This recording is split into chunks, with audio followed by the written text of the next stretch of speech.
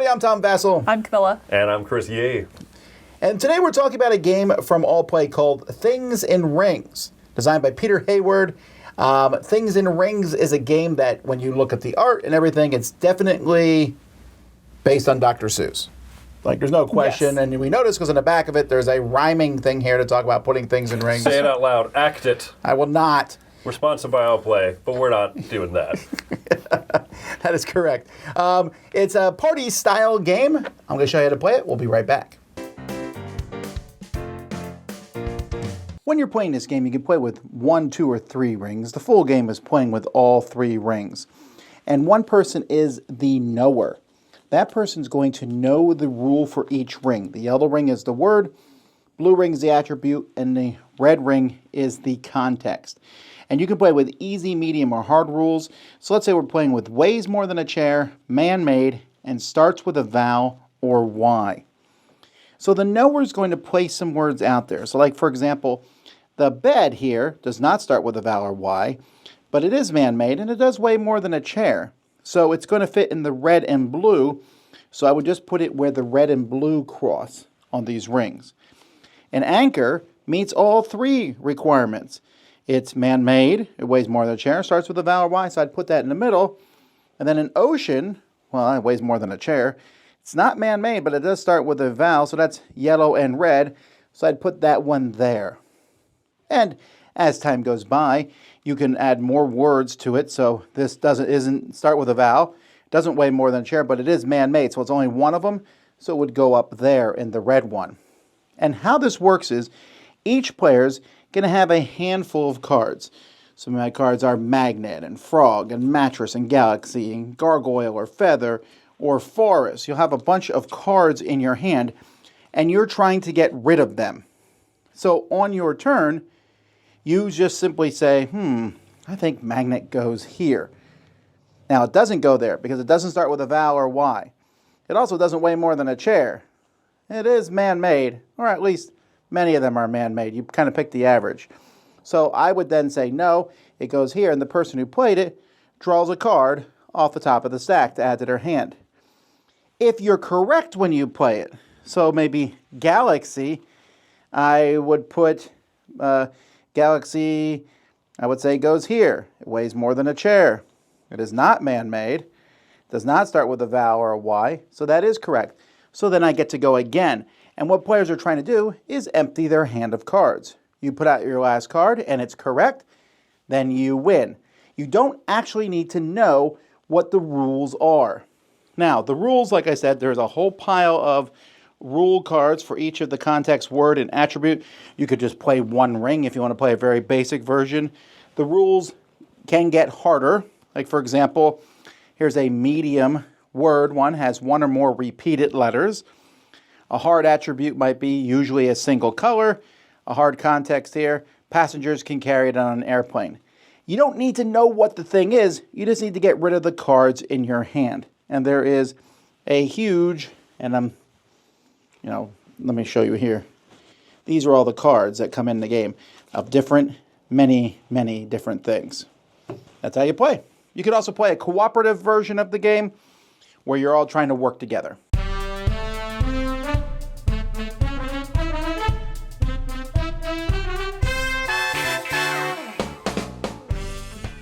So Things in Rings is kind of a cross between 2 games that I really like. One is Zendo, where you're trying to figure out a secret rule that people have, very thinky game.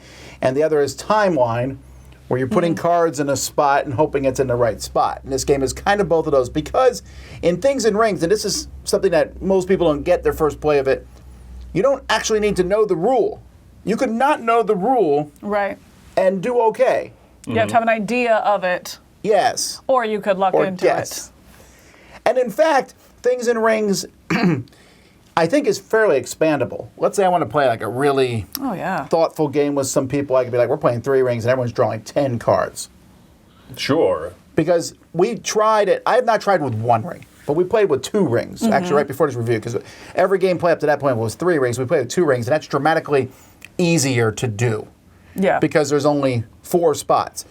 1 ring, the other ring, the combo, or out. As well as you don't play with the red, or in our play we didn't play with the red, which is very nondescript, very up to interpretation. It's the most subjective of the three. I like that they each have a different category so that you know more or less kind of what you're looking for. Oh, this is like an attribute about the thing. This is more about the word. Yeah. And the red, the context one is I think it's the trickiest, right? Yeah. And so I've played it with the 3 rings multiple times. And then when I brought it home to my family to play with them, I noticed the box says age 6+ on it. And I thought, no way. And then I saw in the rule book it said, you can buy just 1 ring. Yeah. Like, got it. Done. Age 6+. Is it made of wood or not? Right. My kid can figure that out. Right. That's really nice that it has that scalability, both in how you play, how difficult you make it, which one maybe you do want them to start thinking about context. So you just have that one rule. So it does have some flexibility in it, which is nice. That being said, I would not mind playing 3 yellow rings because I really like the finality of the yellow, which is the word. Does it have 2 consonants? Does it start with a vowel? Does it have 2 of the same letter? And it's a fact. There's nothing you can argue about that. Yes. The blue ring is close. You can say, is it made of wood or not? Although you'd be like, well, I once had one that's made of wood. Yeah, It can be, like. But I mean, still, then the red ring is like, is it useful? Now that being, so I like that straightforwardness, but I think the nebulous for a lot of people will add to the fun. Because some people just like to argument. Well, no, I get it, but some people like to argue in party games. Right. And that brings that out. I think that you're hitting on something in that, and I'm going to agree with you on this. The first, I think 2 times I played this game, I hated it. To be completely blunt and straightforward, I hated it because I was the one that was clueless and everyone else was playing a card. That's correct. Ooh, I'll play another card. Oh, that's also correct. I'm like, by the time I finally got around to my turn, I felt like I barely put a card down and the knower, the judger was like just... Yeah, like, judging you. Let me put the card all the way down. At least give me that satisfaction. Come on. Yeah. And they weren't being rude. It just feels that way when you don't get what's going on. And then the person right after you goes, and they're like, bam, bam, bam, all 5. And you're like, I played 1 card. That was fun. Wrong. That was neat. Right. So I greatly disliked it. I think a big thing is that this game is I can see a lot of people having a ton of fun their first time playing it. I could see a lot of people just being completely turned off. I think that it does help to know what some of the examples of the rules are. Yeah, I would probably go through several of them before playing with people. Yeah. Yeah. And so by the 3rd time I played it, I was warming up to it a bit more. And now that I've played it a lot of times, it's clicked with me. And also, playing with fewer rings really clicks with me. Yeah. Because it just feels like I'm not doing as much like arbitrary guessing that turns out to be wrong and someone else guesses and they're right. It doesn't feel as bad in that moment. Yeah. So, pretty straightforward game. What do we all think? I think I'll be the lowest, right? I'm assuming here. I'm going to come in at a 5 on this. It does not click with me the more I play it. I'm definitely in the frustrated camp of it. I think, and I'm coming in at a 5, not lower, because I don't necessarily think it's a bad game. It's just very much not for me. So it's one of those, I could see how people would like that. Great. There are some plays where it's like, all right, that one wasn't bad. But I never get past that wasn't bad. You know what I mean? Kind of turns. I find a lot of times they either end up in frustration of, I have no idea what's going on. I played 1 card and somebody played out their whole hand before it was even my turn again. Or you finally get something and somebody right before you, again, plays everything out. There's never a play that I've had yet. I played multiple times, quite a few times, and it's like, never been a play where I was like, that was fun. I've never, and so it's like, it doesn't click. It clicks as in I understand it, but I always find it more frustrating either with the actual gameplay or with the rules or being in the dark for different reasons. It's frustration for me. But I think that's a me. I do see how the game is useful, and I have enjoyed it. Some of the ways to play, I don't want to call them modules, but some of them, less rings is better, I think. But I still just don't enjoy it. So it's a 5. And you're not the only person. I've Right. played this with a lot of people who have also come away with the exact same sentiment. So I'm glad that you're our sacrificial lamb to be the person that's like, I mean, you like it. I mean, it is what it is. I mean, I don't enjoy it, no. Right. I do enjoy it. I also would have, like my first play or two, I would have come in at like a 5 because I greatly disliked what was going on. But the more that I've just kind of seen what some of the examples of rules are, now I'm able to look and just intuit or kind of feel out things a little bit better. And now I'm having fun. Now I'm able to sometimes have the game flow. And even if I don't win, at the end, it's kind of a fun moment when everyone says, okay, hold on, blue ring, what the heck was that? Was that... is it blah, blah, blah? What was the yellow rule? And it's fun that we've had people who understand the more difficult ones, and then the yellow ring is like, does the word contain the letter O? And they're like, Shush! He's like, what? So it's a game that's grown on me. It's become funnier. I don't know if I said my score. 7.5. It's a 7.5 for me because I've been warming up to it, and I like the fact that it has 2 different levers of scalability of how difficult it is. You can play with more or fewer rings. You can play with level 1, 2, or 3 cards. So you can play a single ring and use a really difficult rule card for it.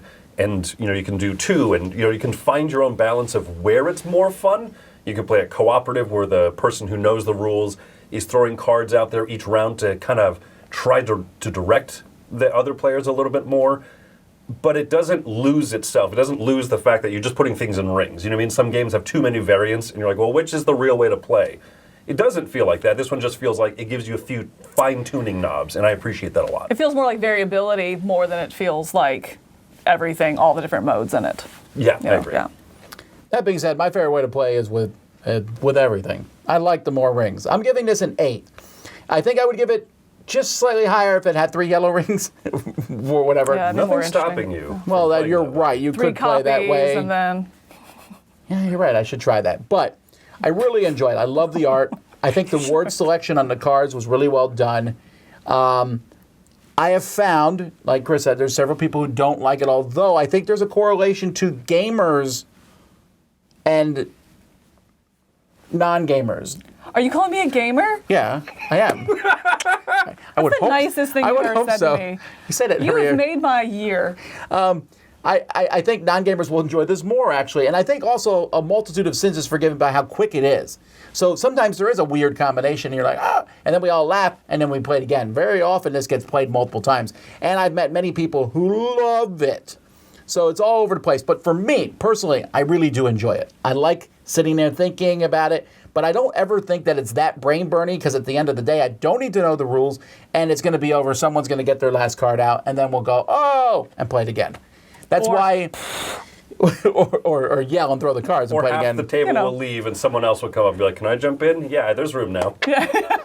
Anyway, You can take my seat. So I think it might be a bit divisive, but I think a lot of people are going to enjoy it, and that is Things in Rings. I'm Tom Vassell. I'm Camilla. And I'm Chris Yee.